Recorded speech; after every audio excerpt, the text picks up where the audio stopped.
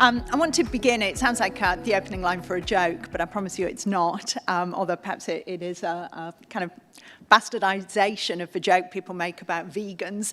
How do we know that some teachers see themselves as political activists in the classroom? And my answer to that would be that they tell us.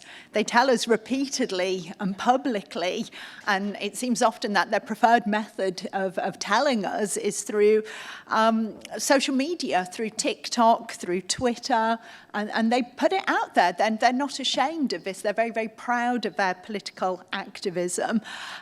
Fortunately, we have this account. I'm sure you're all very familiar with it. It's called Libs of TikTok, and it's on Twitter, and they collate for us, the person behind this Libs of TikTok account searches through TikTok and finds these teachers who put out there these statements about how they're using their classroom as a site of political activism, and like I say, very proudly showing off what they do, how they promote their favourite political causes. So if we could roll the first video, please, we'll see one such teacher and what they proudly get up to. 5 things you can do as a teacher to create safer spaces in your classroom. Or your house, really, if you want to. Number 1, post a safe space sign, like this one. You can Google it. And then start unpacking what it means in your classroom to create safer spaces. How do you handle pronouns? Someone being misgendered. How do you teach your other kids to be an ally? Dead naming. It's gonna happen. What are you gonna do? Number 2, start an LGBTQ organization in your school to support your staff and students, like this one. This is glsen.org. They will give the entire curriculum to you. It's very handy. Number 3. That was 4. Number 3.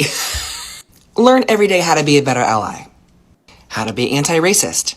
Stand up against homophobia and transphobia. Ever hear your students say, "That's so gay"? You gotta shut that shit down.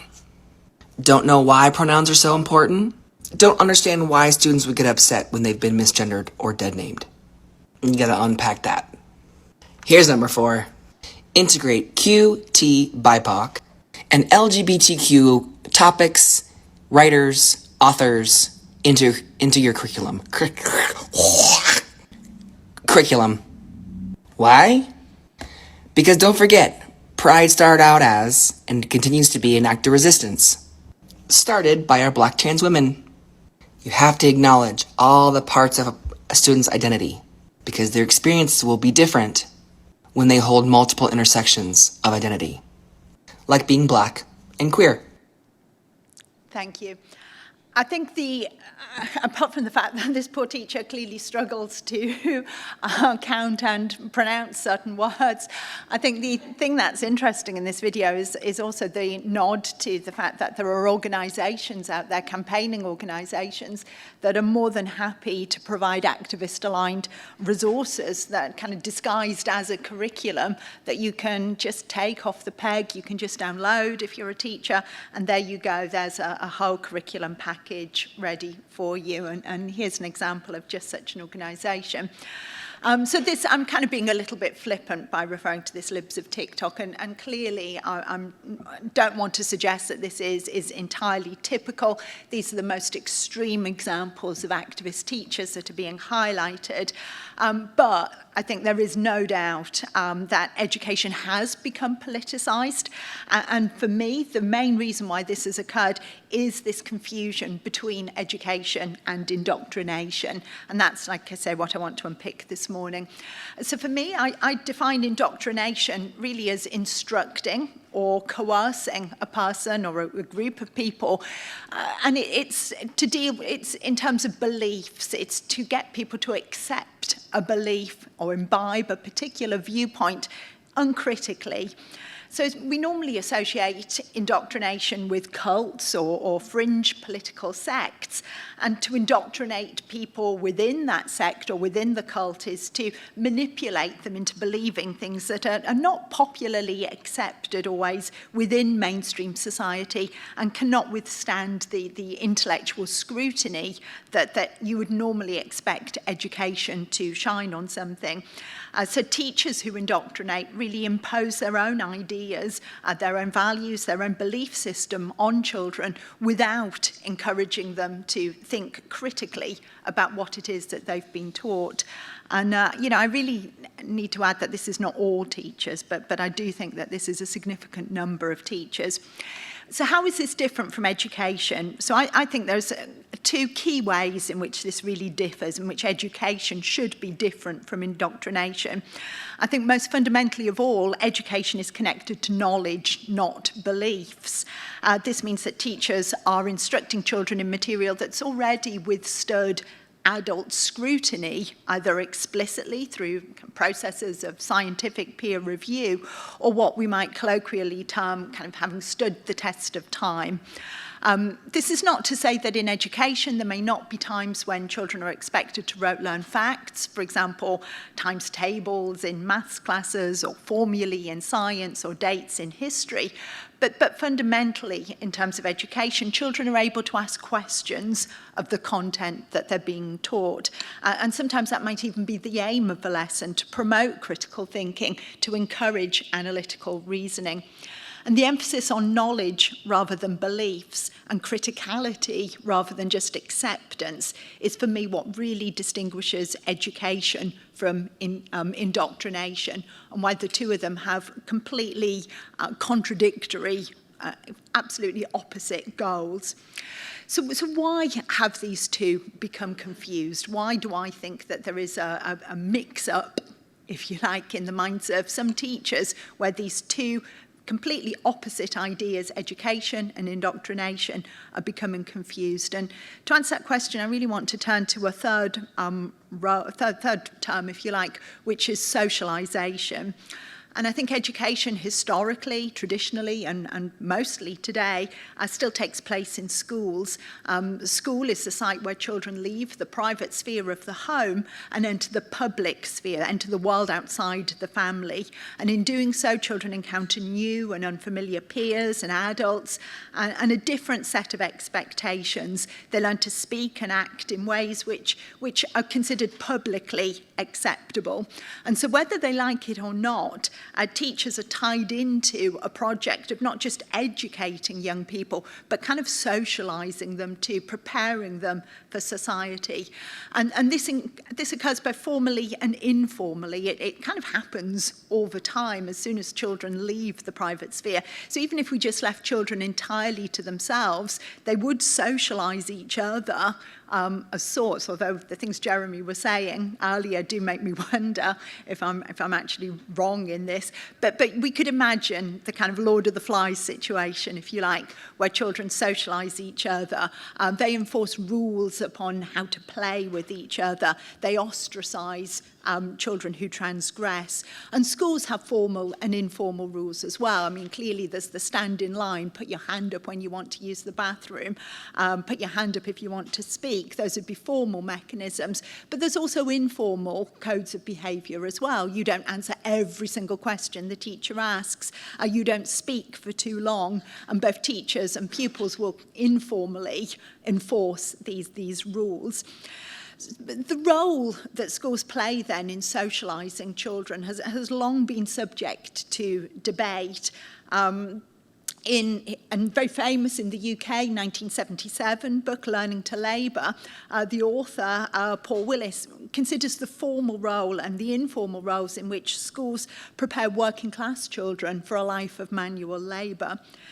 But historically, I think what's really important to me is that the project of socialisation in schools wasn't just an end in itself, and it wasn't driven by a particular set of values that would be alien to parents and other adults beyond the school environment, but it was driven by the school's primary goal, which was education, or the transmission of knowledge. So children were expected to sit still and be quiet, and not just because it better prepared them for adulthood and the workplace, although it probably did, and not just because their parents and the rest of adult society expected children to learn to sit still and be quiet, although again, they probably did, but that the process of learning to sit still and be quiet and listen was actually better for a teacher to teach, to engage in a project of education, to transmit knowledge.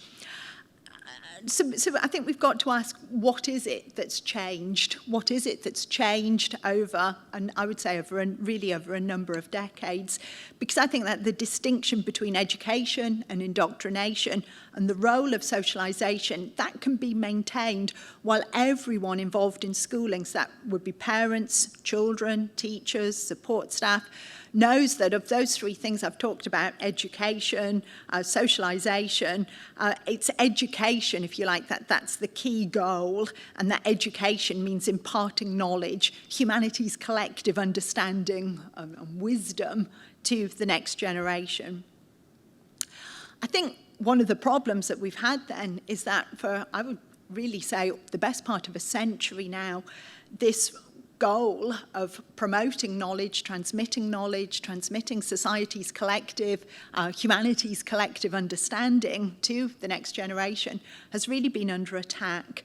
And education has become, over the course of many, many decades, separated from that very important project. So the philosopher John Dewey, he was very influential in arguing for child-centred learning, I'm sure everybody knows, where schools became a site for democratic engagement and not just about preparation for future citizenship. But then this process was really exacerbated in the decades following the Second World War. The experience of the Holocaust in particular called into question Enlightenment values of reason, rationality, logic, the significance of empirical truth, deference to the scientific method, all these values which we'd associated with knowledge, what we mean by knowledge and understanding, were really called into question. They were discredited. Postmodernism gained ground within universities. Scholarship taking place within the humanities and the social sciences really helped set the scene for the later dominance of critical theory. The end of the Cold War, we know, accelerated this trend. Those of you old enough can think back to the canon wars of the 1980s, which we now know, with the benefit of hindsight, were well and truly won by the relativists and the multiculturalists. And a traditional school curriculum, whatever we might think of that, has kind of not just gone out of fashion, but been thoroughly discredited as racist, sexist, colonialist, oppressive. And today, I think the form that this challenge to the curriculum, challenge to knowledge takes most explicitly is encapsulated in the drive to decolonize the curriculum, decolonize knowledge. And on the surface, decolonize is an argument often presented simply as a way of expanding what children are taught in a drive to ensure better representation of diverse authors, histories, diverse knowledge. But I think that's a bit disingenuous for two reasons. I mean, clearly, anytime you put new knowledge into the curriculum, new authors into the curriculum, you have to take something else out, unless we're going to expand the school day beyond kind of 24 hours, you always have to remove something every time you add something new in. My problem is not that white men are being booted off the curriculum. My problem is the basis on which these judgments are being made. And what we're being asked to do now is to construct a curriculum which is based not on intellectual merit, but on the identity of the authors or the identity of the creators of that particular knowledge. And I think this represents a really fundamental attack on what we mean by knowledge, and it calls into question the goals of education. And you can see this in other ways too. I mean, one thing that I get really, really fed up of hearing about is that children don't need to be taught knowledge today because, all of them, as we've kind of pointed to already, they've got these smartphones. Anything that's worth knowing is easily Googleable. They can just get out their smartphone, they can find it out for themselves within minutes. But that does children such a disservice, that argument, and it really speaks to this contempt, if you like, for the history of knowledge that we've gathered as society, humanity has kind of gathered over centuries. Because clearly if children don't know the right questions to ask, if they can't make sense of what Google tells them, they're just getting random bits of information, little snippets of kind of trivia. It's not knowledge in any meaningful sense. So when knowledge stops being the primary goal of education, we create a vacuum at the heart of schooling. Education becomes a project without a clear objective. And what we have seen, I think, for the past 3 decades is various attempts to fill this vacuum that we create within schools. So you still have these organisations, you still have teachers and children coming together for 6-7 hours a day for 30, 35 weeks a year. And you have to do something. You know, you can't just sit there and do nothing with them. So you have to have some sense of how you're going to fill these hours. You have to create the vacuum then that's been created at the heart of schooling by the abandonment of knowledge in relation to the project of education. So you can see how over the course of several decades this has taken various forms. I mean, one form that always seems to be there is this focus on key skills. So certainly in the UK, in the lower years of schooling in the UK, maths has become number, which kind of tells you it's a much more limited scope. Literature, I think kind of most tragically, literature has become literacy. And again, you're moving away from exploring books and texts and authors, and you're really focusing on basic skills. And again, as Jeremy alluded to earlier, the sad thing is some of this focus on key skills is clearly necessary, is compensating for the lack of basic skills that children have picked up on in their early years. But this is not the same as knowledge.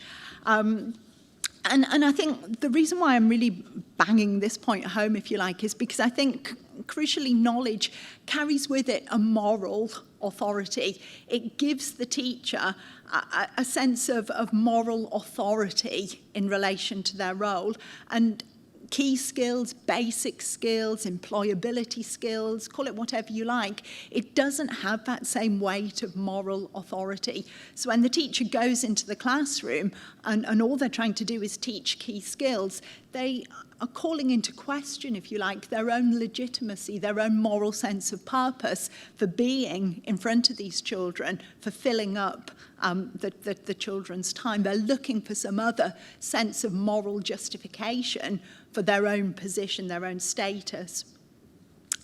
So if we go back to socialization then just for a moment, at school then you can see how adults and children are still coming into contact with each other, but other objectives now need to be found. And a loss of faith in knowledge creates then this space for teachers to use schools to promote their own personal values and political views.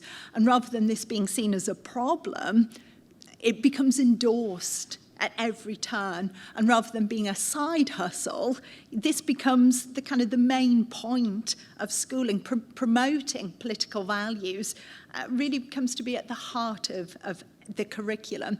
If we could show this video, please. And I would coordinate our pronoun shirt. Same student came up to me on Friday to say hi. Noticed that one of my new students had a pronoun shirt too. We decided to coordinate today. Former student insisted that they send me an email to remind me to wear my pronoun shirt. We're up to 3. The goal for by the end of the year. So we see that teacher there is exceptionally proud of the fact that a past pupil has contacted her to remind them that it's pronoun day and they're going to coordinate their pronoun t-shirts. And you get the impression that seems to her to be the fulfillment of her goal as a teacher. That's her sense of purpose. That's where her moral authority is coming from in the classroom. But like I said, I think the important point is that this is kind of reinforced. This is not just an additional extra that teachers are doing on top of their regular business of teaching. This becomes the goal. So you see how, certainly in the UK, this becomes enshrined within the curriculum. So in literature classes, for example, so I'm talking about this because I began my own career as an English teacher, and I could see even 20, 25 years ago how English teaching you'd begin from the topic. That's what we were encouraged to do. So you'd begin with the particular issue or the particular topic that you wanted to teach to to children, whether that was gender and sexuality, black literature, women's lives through time, the legacy of colonialism, identity, conflict, relationships, the natural world, kind of all these lists of topics and issues. And you track back from there then to work out what literary texts were you going to teach to best can approach the topic or the issues or the political theme that you'd identified. So the point I'm trying to make here is that the literature itself, either the author or the genre, isn't the main event. The main event is the message that you want to convey, or the topic or the political idea that you want the children to discuss, and you're working backwards. And you see very similar situations in geography, for example, where kind of boring old-fashioned geography, knowing the names of countries or rivers, is ditched in favour of starting from the values-laden topic, I would argue, of sustainability, for example, or population development, renewable energy, and you then track back to look at how you can fit in the geography to promote the particular values. History is absolutely rife with examples of how this works. These new topics then that people are teaching are more political, more values-laden, but they often come without the body of knowledge to provide that moral weight, to provide that moral legitimacy. Children are not there to critique, well, why sustainable development? Why not just development? Why not nuclear power? Why not kind of massive increases in technology? Children have to learn that sustainable development is the best type of development. I'm not here, incidentally, to kind of make big points about the benefits of sustainable development versus nuclear technology, but just to make the point that rather than questioning and being critical and interrogating this as a body of knowledge, when you shift the focus towards a promotion of your starting point becomes this set of values you want to impart. The role of the child, the role of the student, is to imbibe, accept, learn, in fact, rather than to question and think critically.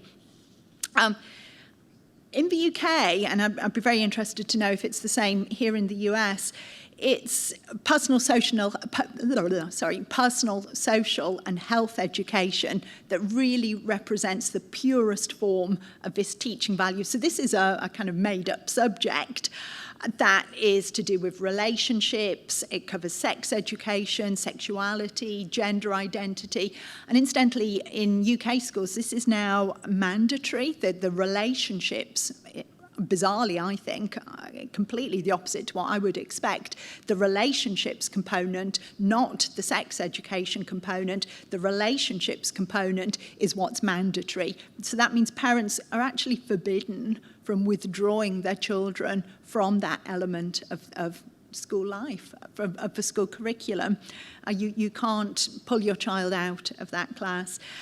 And this then provides this lesson, this kind of this time within the school day where you are specifically teaching issues around critical race theory, around gender ideology. It can be called something like health and well-being, gender and identity. And just looking at the curriculum that's taught to some of these children, so there's a primary school, and again, these examples that I'm pulling out here, these are not unusual, I hasten to add you. This is just absolutely typical, random schools. One primary school for 8-year-olds in the health and well-being module. The topics include, and I'm going to read out here so I don't get it wrong, gender, gender identity, sexuality, brackets, lesbian, gay, cisgender, transgender, sexual orientation, bisexual, pansexual, asexual, gender expression, biological sex, intersex, non-binary, gender fluid, pronouns, transition, gender dysphoria, questioning, and queer, close brackets. 8-year-olds. 8-year-olds? Another primary school, this is now for year 6 children, 10-year-olds. The curriculum says that they should know about gender identities and have an awareness of transgender issues. This includes understanding the difference between being transgender and transvestite. Again, 10-year-olds, I've kind of looked into these issues for a long time now. I'm not convinced I completely understand fully the difference between transgender and transvestite, and yet 10-year-olds are being taught this as fact. But when lessons like this come to dominate the school curriculum, activist teachers are legitimised. What they're doing is not, again, like I say, a side hustle. This is not something that they're covertly sneaking in through the back door. This is the main event of schooling. They're being told that what they're doing with their activism is there. It's on the curriculum. This is the job. And they're embodying the content of the curriculum and the broader ethos of the school. If we could play this video, please, just for a quick example. I had a fun little conversation with my students yesterday. For those of you who are new, I am very queer. I am non-binary and I use they, them pronouns, and my students know this. But yesterday, I had some boys asking about it and I explained to them, like, here's how you use it, here's an example. We use it in the English language all the time. And they respond with, well, if you're a man, then I can be a woman. And so I looked at him and I said, okay, do you want me to use she, her pronouns for you? And he goes, no. And I responded with, okay, so you're just saying that to hurt my feelings then? And he goes, oh, what? No. Like, yes, you are. You're being a bully. You're being transphobic. And the boys around him kept saying the same stuff. Eventually I shut it down, but how am I supposed to call parents about this behavior when they're probably the people that they learned it from? How am I supposed to ask parents for help when I know that they're not going to respect me? I had a fun little conversation. Oh, sorry, thank you. I mean, the reason why I've shown that video, chosen that little clip to show you is, I think it's interesting. Clearly the teacher, the way she refers to, I'm saying she and her, she can forgive me if she's watching this talk, refers to herself as being bullied in the classroom and kind of sees herself in opposition to the children and sees this very political role that she has to play in terms of kind of correcting the children when they do try to criticise her or question her role. She pushes back and shuts down debate, shuts down discussion, stops any criticality by saying, no, you're bullying me, you're being transphobic, we're not even going to discuss this. But the other thing that's really revealing about that little clip is how she pinpoints parents, how can she do this, tell them this, when actually they are probably getting their messages from their parents. So the parents are being highlighted as a problem to this teacher. So she doesn't see herself as working alongside the parents. She sees herself as working in opposition to the parents. And, just I'm aware my time's coming to an end and kind of just moving towards my conclusion here. I think when we talked about socialization was very much teachers working in parallel with other adults in society, working alongside parents with a commonly expected set of values as to what it meant for children to grow up, for children to be kind of welcomed and prepared for adulthood. What we're looking at now is not socialization, but social engineering, I would say, where teachers are deliberately creating a climate and inculcating a set of values that they know are in opposition often to the values that might be held by parents and the values that children are getting from elsewhere in society. So rather than reinforcing the norms of adult society, some teachers are working to deliberately contravene those norms and create a new set of expectations.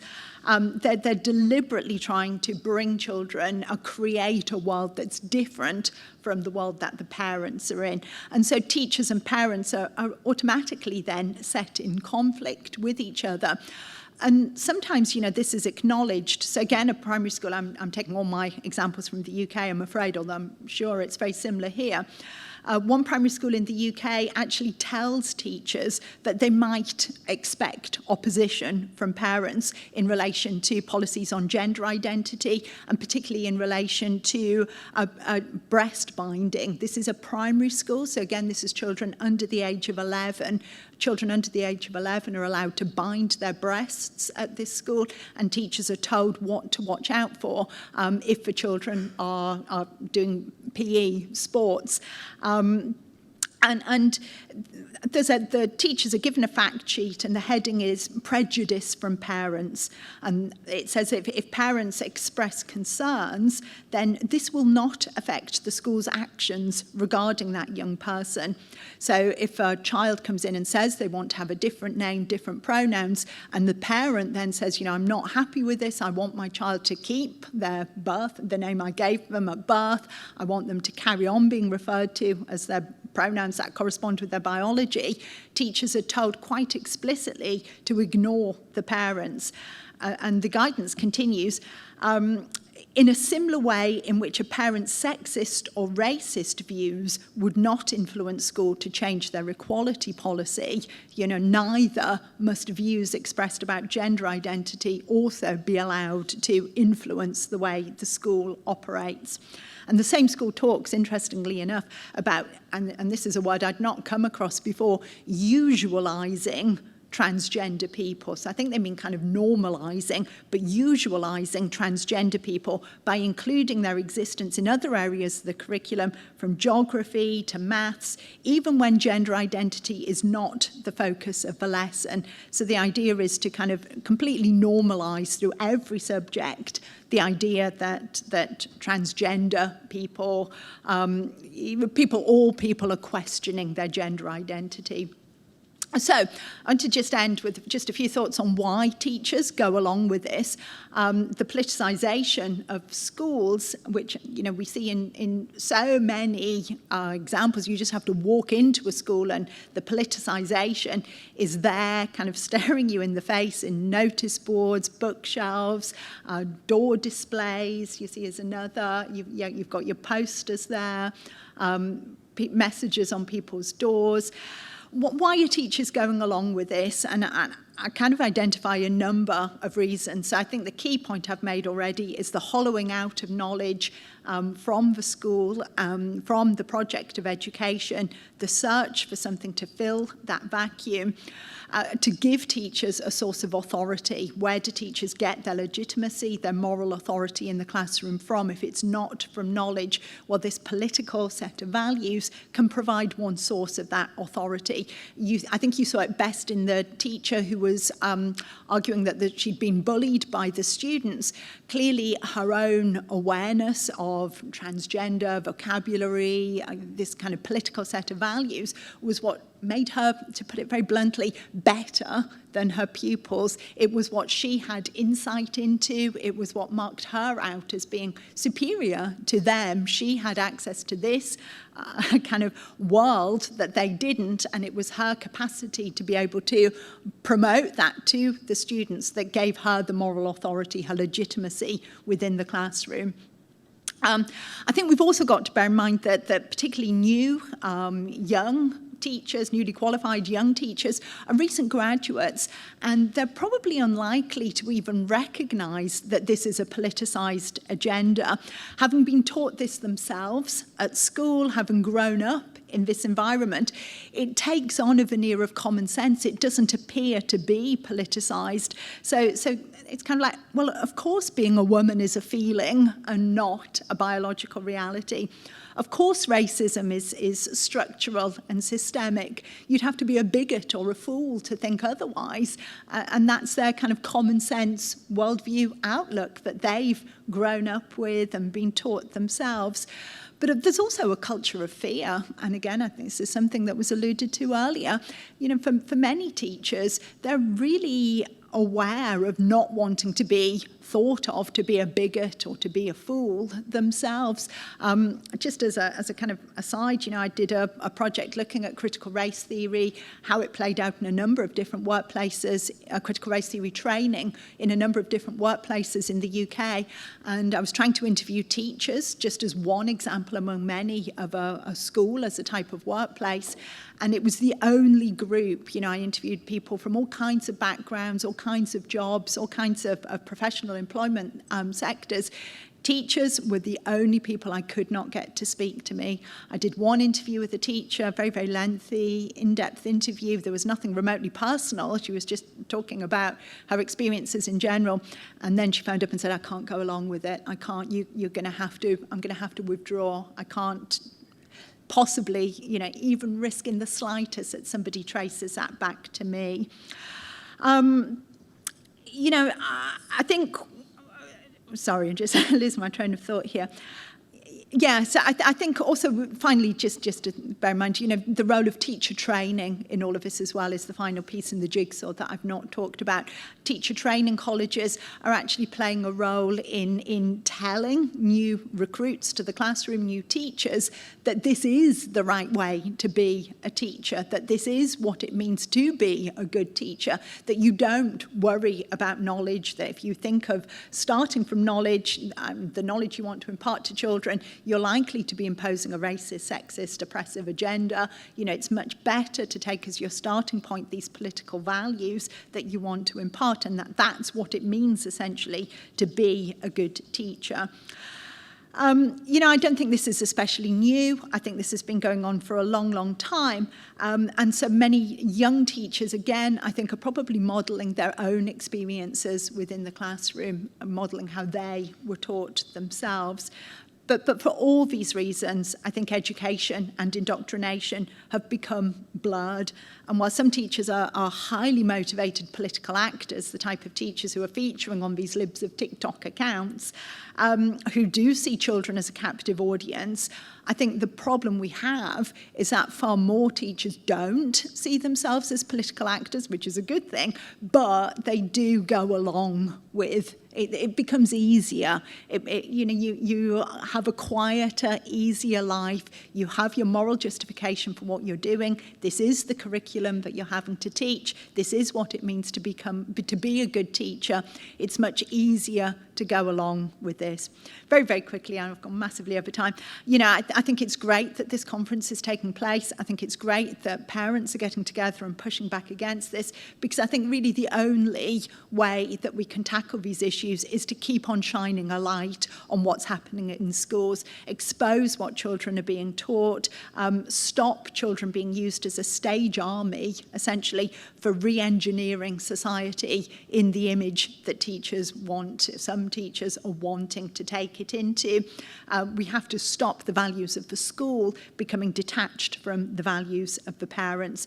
But I think, for me, the crucial part of that is a broader debate then about what schools should be for. So if we boot out the politicization, we have to look at what else is going to give teachers their moral authority, their legitimacy to stand up in front of a group of children. And for me, that's got to be about thinking of what do we want children to know? What knowledge is it important that teachers are imparting to children? And I actually think that that's the least controversial thing that there is, because every single parent I speak to, if you ask them, what do you want from your child going to school? What do you expect when you pack them off in the morning and see them back again later that day? Every single parent says, well, I want them to know something. I want them to know a little bit more, even if it's just a tiny, tiny bit. I expect them to come home at the end of the day knowing a tiny bit more than they did when they left the house that morning. So I think putting knowledge back at the heart of schooling gives teachers a moral authority that means we can boot out the politics. Thank you.